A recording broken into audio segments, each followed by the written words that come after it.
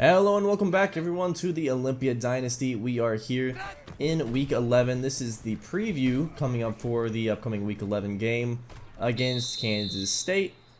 And we're going to Manhattan for this one. Never really a good time to go to Manhattan. It's kind of well, they're called flyover states for a reason, aren't they?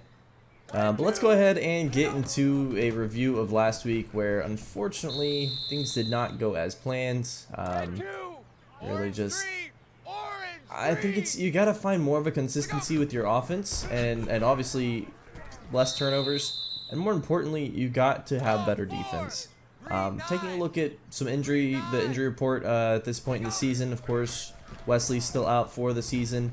Christian Armstrong's still looking good. The strained shoulder, it's been bothering him a little bit, but he should be good to go. Rudy said he is expected to play next week, week 12. And then Eddie, we will see if he makes it back in time for the season finale or not. I think Rudy coming back will help the offense. He's just a good slot receiver. But I don't know that that'll be the biggest difference maker, considering our receivers haven't really been, outside of our 1 and 2, haven't really been a factor. I think the bigger one would be Eddie John, because Eddie John gives us so much versatility in the run game and in the passing game, and even can return kicks for Derek when Derek's a little tired. So that will be really helpful. Of course, the ideal would be Wesley coming back, but I think Christian Armstrong, coach is still showing a lot of faith in him. So I think as long as we don't have to go back down to Roa, we should be fine. With that said, let's go ahead and jump into the semifinals coming up here. We will kick things off with Lone Peak against West Jordan. West Jordan had a pretty good season. It didn't matter. Lone Peak came into this game the best team in the state of Utah, and there were some question marks over whether they're actually better than Bingham. I don't know if those question marks are still needed to be had after the demolition that happened here in Lone Peak. I mean, it was just a massacre. You can see at home too. No fear. Taylor Wilson has been the best quarterback in the state of Utah, the junior. And here's a strip sack here, return for a touchdown. Lone Peak's defense stepped up. Of course, we know Jonathan Ryan and Tim Jackson are really good, but the rest of their defense was excellent.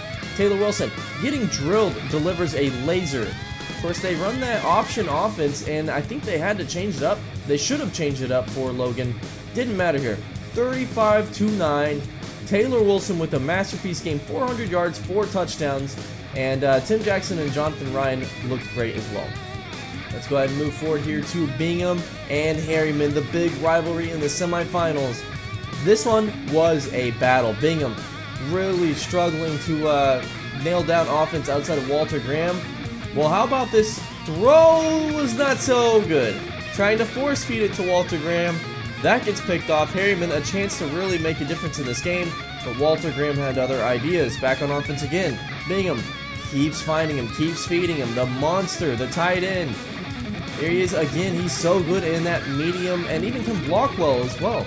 And his intermediate route running is just great. Nice throw on the run here from the sophomore. And Walter Graham scoring a touchdown. And then back on offense. No other running back here. Justin Bright was the only one. Emmett Cole, for some reason, I don't know what he was dealing with, but Justin Bright, look at the speed, breaks it out wide, cuts up, and that will be a score. Bright was doing everything he could to keep him in this game. It came down to a few final plays. Valentino Martinez trying to make something happen, pushed back into his own red zone, intercepted. And really it would come down to this. One more play here for Valentino Martinez. Rolls out, he throws it up, intercepted. That would end the game 23-21 as Bingham takes the dub. Emmett Cole, of note, did not play. Also committed to NC State. And now it is Bingham versus Lone Peak in the final. We will have that for you next week. Excited to show this one. It is going to be a game of fireworks there. Now let's go ahead and take a look through recruiting. Of course, Razzie is here. I think we've already discussed this. NC State actually getting quite a few recruits that Olympia was targeting. Jonathan Ryan very close to committing. Tim Jackson did officially commit after his semifinal game. So we will see that graphic for him next week. And then Emmett Cole, of course, as we said, went to NC State. They looked pretty good, I think, with their recruiting this year. I think NC State's going to be a team to watch. Might have to put them on the schedule. So let's go ahead and review K-State, as that is who we are taking on here, coming up in week 11. K-State, similar to West Virginia, having just an abysmal season. You know their program's just better than this. You haven't really seen this since before the Snyder days. And I think this is a game for Olympia to take advantage of. After the Iowa State loss, you know, we could be reeling. At 5-3, the season hangs in the balance. You gotta go into Manhattan and pull off the victory as you're expected to do. Taking a look through some other notable news here. Let's go ahead and talk about Utah State. Utah State has climbed the rankings, and they sit at number 2. Utah State currently controls their own destiny, and should they beat us in week 12, which we do take them on in week 12, they will be sitting pretty good for a chance to play in the national championship. Of course, they'd still need to win the Big 12 championship, as we see UCF now down to 24th. But anything's possible, and it would look pretty likely for them to go ahead and sweep, as the Big 12 South has been pretty weak this year, actually. It's been mostly the North doing well. Joe Gray, their quarterback, has climbed into the Heisman watch. I mean, we're just talking about something crazy going on here in Logan. I'm really excited for them, but of course, I want to make sure they don't make the championship game by beating them. Or I guess the best scenario would be we beat them, and they still manage to make the championship game, so they represent. But looking at their roster, it's really a sum of the parts is greater than the whole.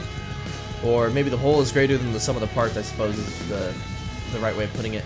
Their team cohesion is carrying them, because really, talent-wise, you look at their recruiting classes the last few years and their current players on their roster, not all that impressive. They've really been sliding in the recruiting, and there's nobody even of really note here. Of course, we've got the tight end. He's slipping my mind right now on his name, but somebody to watch out for. But for the most part, I don't know. So we'll see. First, we got to get past Manhattan, but see you in week 11.